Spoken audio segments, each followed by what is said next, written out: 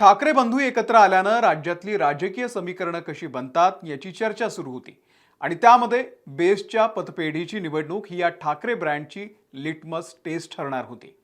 पण या टेस्टमध्ये ठाकरे बंधू सपशेल फेल ठरलेले आहेत. 21 पैकी त्यांना एकही उमेदवार निवडून आणता आलेला नाहीये. त्यामुळे भाजपनं ठाकरे बंधूंची खिल्ली उडवलेली आहे.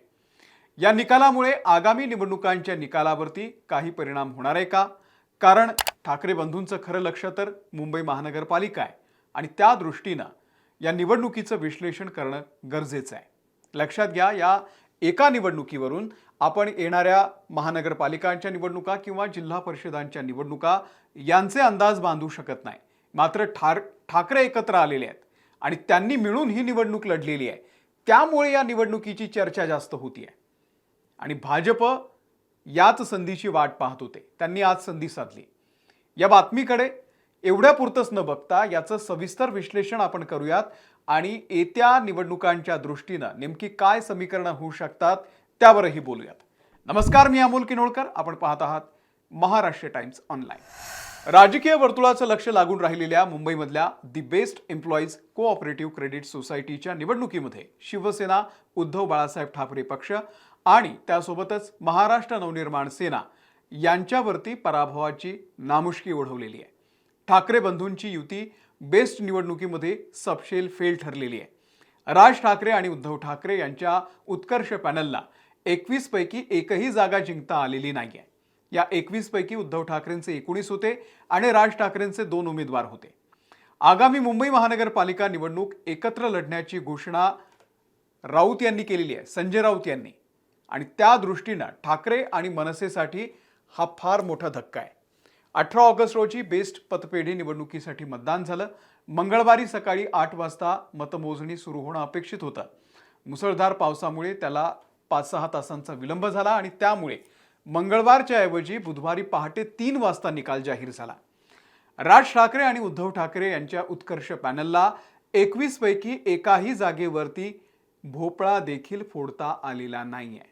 त्यामुळे भारतीय जनता पक्षानं ठाकरे बंधूंना डिवचलंय, त्यांची खिल्ली उडवलेली आहे. आता निकाल नेमका कसा लागला आपण पाहूयात. बेस्ट पतपेढी निवडणुकीमध्ये शशांकराव यांच्या पॅनलनं सत्ता मिळवलेली आहे. 21 पैकी 14 जागांवरती शशांकराव यांच्या पॅनलनं विजय प्राप्त केला. प्रसाद लाड, नितेश राणे आणि किरण पावसकर यांच्या सहकार समृद्धी पॅनलचे 7 उमेदवार विजयी झाले, ज्यामध्ये भाजपचे 4 आहेत. एकनाथ शिंदे यांच्या शिवसेनेचे 2 आहेत, तर SC/ST युनियनच्या एका उमेदवाराचा समावेश आहे. आता गेल्या 2 महिन्यांपासून ठाकरे बंधूंच्या एकत्र येण्याचा जो गाजावाजा सुरू होता आणि त्यानंतर ठाकरे बंधू एकत्र येऊन एक निवडणूक लढतायत आणि त्याचा निकाल असा वाईट लागतोय, त्यामुळे भाजपनं आता जोरदार टीका केलेली आहे दोन्ही बंधूंवरती. केशव उपाध्याय यांनी ट्विट केलेलं आहे की एकीकडे गमावण्यासाठी काही राहिलेलं नाही आणि दुसरीकडे कमावण्यासाठी काही राहिलेले नाही. अशा 2 शून्यांची बेरीज आणि त्यावरती कितीही शून्य जोडली तर त्या गणिताचं उत्तर शून्यच येतं. हे शाळा न शिकलेल्या मुलांनाही माहिती असलेलं उत्तर ओळखलं नाही तर काय होईल, असा प्रश्न भाजपचे प्रवक्ते केशव उपाध्याय यांनी X या सोशल मीडियावरती विचारला. या प्रश्नाचं उत्तर शोधण्यासाठी बेस्ट कामगार पतपेढी निवडणूक निकालाकडे पहा. कालपर्यंत 2 शून्य आपली किंमत जोखण्याचं आव्हान देत होती. आज त्यांनाच त्यांची किंमत कळली आहे, असं उपाध्याय यांनी म्हटलंय. बेस्ट इलेक्शनमध्ये ठाकरे ब्रँड 21 समोर 000 म्हणजे ब्रँडचे बॉस एकही जागा जिंकू शकले नाहीत, अशी टीका या ठिकाणी त्यांनी केलेली आहे केशव उपाध्याय यांनी. आता भाजप एकीकडे डिवचतंय तर संजय राऊतांची काय प्रतिक्रिया असेल ते फार पाहणं महत्त्वाचं होतं. संजय राऊत एरवी आपण बघतो की ट्रम्प, रशिया, युक्रेन, इराण याविषयी बोलत असतात. आज त्यांची प्रतिक्रिया होती की मला या संदर्भात काही फार माहिती नाहीये, माहिती घेऊन बोलतो. आणि नंतर त्यांनी प्रतिक्रिया दिली. ती कशी होती तर पतपेढ्यांच्या निवडणुका या ट्रेड युनियनच्या असतात. ठाकरे ब्रँड कधीच फेल होणार नाही. पतपेढीची निवडणूक म्हणजे परीक्षा नाही. ते बऱ्याच काळापासून शरदराव यांची युनियन आहे, त्यामुळे त्यांना यश मिळण्याची शक्यता जास्त होती. या निवडणुका पक्षीय बलावरती लढल्या जात नाहीत. फार मोठं यश कोणाला मिळालंय असं मला वाटत नाही, असं संजय राऊत यांचं म्हणणं आहे. बेस्ट पतपेढीच्या निवडणुकीमध्ये ठाकरे ब्रँडच्या उत्कर्ष पॅनलचा हा दारुण पराभव झाला, हे मान्य करावंच लागेल. ठाकरे बंधूंनी उत्कर्ष पॅनल या निवडणुकीमध्ये उतरवलं होतं. यामध्ये ठाकरेंच्या शिवसेनेची बेस्ट कामगार सेना आणि मनसेची बेस्ट कामगार कर्मचारी सेना यांची युती झालेली होती आणि त्यांच्या विरोधात प्रसाद लाड आणि प्रवीण दरेकर यांची श्रमिक उत्कर्ष सभा ही संघटना आहे आणि नितेश राणे यांची समर्थ बेस्ट कामगार संघटना, शिंदेंच्या शिवसेनेचे किरण पावसकर यांची राष्ट्रीय कर्मचारी सेना यांनी एकत्रित मिळून हे समृद्धी पॅनल, सहकार समृद्धी पॅनल रिंगणामध्ये उतरवलेलं होतं. आणि अशी ही थेट लढत झाल्यानंतर शशांकराव यांच्या पॅनलचा विजय झाला, पण ठाकरे बंधूंचा मोठा पराभव झाला. म्हणून भाजपचे आशिष शेलार यांनी ठाकरे बंधूंना डिवचलाय. भाजपसाठी मुंबईकरांचा हा शुभ संकेत असल्याचं त्यांनी म्हटलेलं आहे. काय ट्विट केलेलं आहे आपण पाहतोय.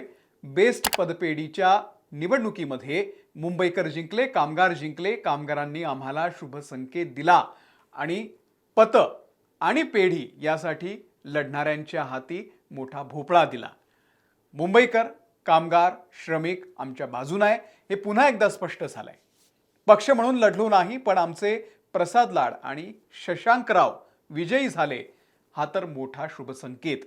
बॅलेट पेपरवरती निवडणुका झाल्यावर हा विजय आम्हाला मिळालेला आहे. त्यामुळे तमाम तथाकथित राजकीय विश्लेषक, मतचोरी झाले म्हणणारे तथाकथित तज्ज्ञ आणि विश्वविख्यात प्रवक्त्यांपासून गल्लोगल्लीतल्या निर्भय वक्त्यांपर्यंत सगळे उघडे नागडे झालेले आहेत.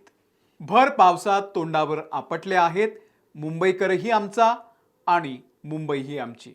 आणि त्याचं शेवटचं वाक्य फार महत्त्वाचं आहे की मुंबईकर आमचा, मुंबईसुद्धा आमची. याचा अर्थ आहे भाजपला मुंबई हवी आहे, मुंबई महानगरपालिका हवी आहे आणि त्या दृष्टीनं भाजपचं पुढचं पाऊल काय असेल तर ते BMC असेल. आता भाजप तर या निवडणुकीमध्ये विजयी झालेली नाहीये, पण तरीही ते खुश झालेत कारण ठाकरे बंधू फेल झालेले आहेत. आपल्यासोबत आपला शत्रू पराभूत झाल्याचा आणि त्यांचं मनोबल खचल्याचा त्यांना आनंद आहे. आणि याच मॉरलवरती भाजप मुंबई महानगरपालिका निवडणुकीला सामोरं जाणार आहे. भाजपचं लक्ष आहे 100% भाजपा. भाजपनं आतापर्यंत देशभरामध्ये सगळ्या सत्ता गाजवलेल्या आहेत, तेवढी मुंबई अजून भाजपला पूर्णपणे मिळालेली नाही आहे. आणि यावेळी त्यांना मुंबई घ्यायची आहे, मुंबई महानगरपालिका घ्यायची आहे. त्यासाठीची जोरदार फिल्डिंग त्यांनी लावलेली आहे.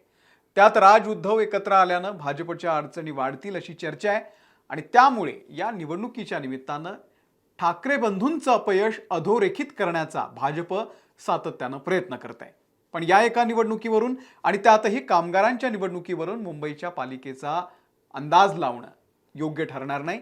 इथे लोकसभा आणि विधानसभेची सुद्धा गणितं वेगवेगळी असतात. त्यामुळे या पहिल्या लिटमस टेस्टमध्ये ते फेल झाले तरी आगामी निवडणुकीसाठी ते नेमकी काय स्ट्रॅटेजी आखतात, कशा पद्धतीनं सामोरं जातात या निवडणुकीला मुंबई महानगरपालिकेच्या, ते पाहणं फार महत्त्वाचं आहे. तुम्हाला काय वाटतं? या एका निवडणुकीवरून ठाकरे ब्रँड फेल झाला असं म्हणता येईल का? आणि आगामी BMC निवडणुकीमध्ये राज आणि उद्धव ठाकरे यांची युती झाली, एकत्र लढले तर विजय कुणाचा होईल? आपलं मत कमेंट करून नक्की सांगा. या व्हिडिओमध्ये इथेच थांबतोय. पाहत रहा महाराष्ट्र टाइम्स ऑनलाईन.